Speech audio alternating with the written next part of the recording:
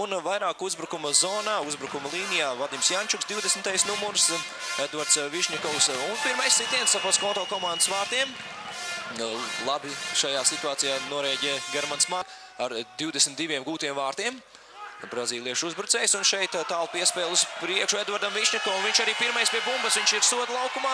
Pretarēnā rodas sitiens un neprecīzs sitiens jaunā Latvijas U21 izlases uzbrucēja izpildījumā.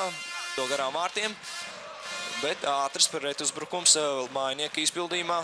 Otrā diezgan draudīgā.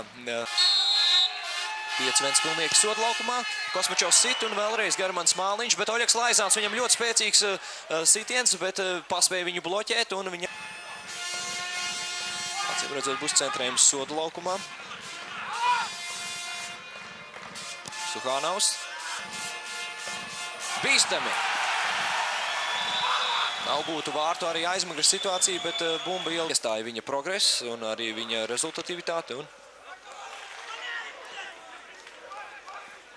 Šabala bija soda laukumā pēc Tarasova mēģinājuma neveiksmīga darbība. Viņš ir palicis ārpus starta sastāva. Bīstams uzbrukums Skonto izpildījumā, bet Vlasovs ir pirmais pie bumbas. Nemetās pa galvu, pa kaklu uzbrukumā, un tas arī nav vajadzīgs. Protams, ja viņi gūtu vienus vārtus, tad viņi būtu vēl drošākās pozīcijās. Kosmačovs soda laukumā bīstami garām vārtiem sit. Tomēr sit garām. Labi, Edvarda Višņakova piespēle, labi pavirzīja bumbas priekš Kosmačovs, tika starp aizsargiem un sitiens no tuvas distances. Pārāk asa šī cīņa par bumbu, lai nav pārkāpumu, bet droši vien, tad, kad atskanēs Vilpe, viss atkal ies vaļā. Juniors krīt soda laukumā, tāls sitiens garām vārtiem. Valerijs Šabala ar kreiso kāju no tālāks. Arī pusargi Žatkins, Kozačuks, arī Vērdiņš rezervē un uzbrucējs Abdul Tofiks. Tāda rezerves iespējas, bet Vadims Jančuks gandrīz aizmulk viņš no Kaspara Dubras un šeit gandrīz kļūdās. 12. numurs jau ir saģērbies un nākamā iespēja, kad būs tāda, kad būs pauzīta spēlē, tad bīstami. Edvards Višņakovs trešo reizi sit viņš vārtu tīklā no vārtu sāniem. Pirms jau pamazām iesildās pie laukuma sānu līnijas. Redzam atkārtojumā šo Ventspili. Edvards Višņakovs tiek garām. Māliņš labi spēlē. Atstāja vārds ar laukumu Germans Māliņš un...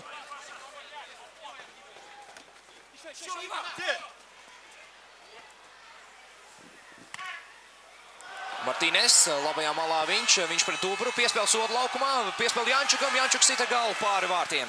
Garām vārtiem sita Vadims Jančuks, labi izdevību Ventspilniekiem, viena. Tarasovs, Kosmačovs pārtver Tarasovu piespēl, Edvards Višņakovs pa labi, bet Jančuks pa kreisi, Dubra atgriežās,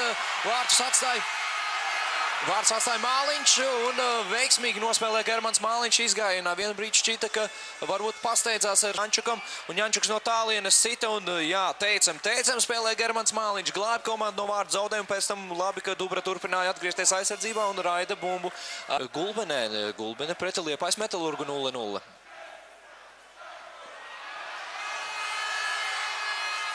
Garām vārtiem lido bumba, sakārtoja Geteres, bet patiesībā jau centās vilcināt laiku.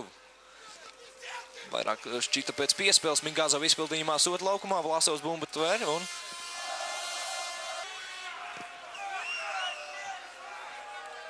Var tikai zīlēt, cik laiks vēl atlicis. Otrajā puslaikā tiesnesis paskatās Vilpē. Un tas ir arī viss. Varam apsveikt Futbola klubu Ventspils ar 4. Latvijas čempionu titulu pēc 2 gadu pārtraukuma. Atkal virslīgas čempionu kaus atgriežās Ventspilī. Uz gadu varētu sāka sezonu ar 12 uzvarām un 1 nešķirtu, kas pēc tam saminsinājās. Bija pat palija diskvalifikācijas un kas noteikti ietekmēja komandas sniegumu, bet pēc tam komandai nāca klāt daži spēlētāji, viens no tiem Vadims Jančuks, kurš bija ļoti rezultatīvs uzbrukumā un Ventspili atkal atgrieza bija savās rokās viņu pavadiens.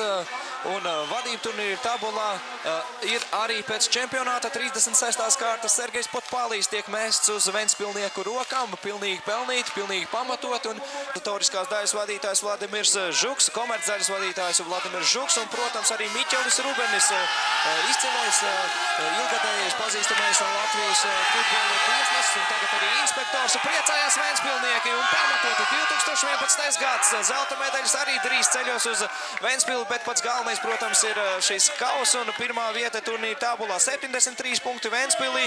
Metalurgam, ja viņi palika vadībā pret Gulbeni šajā pēdējā kārtā, tad viņiem ir Ventspilnieku rokās. Sporta cienītāji noteikti esiet modri tūlīt pēc šīs spēles Latvijas un Beļģijas handbola valstsvienības spēle. Ilvars Kacinkevičs bija kopā ar jums šajā virslīgas spēlē. Visu labu, lai jums veicas!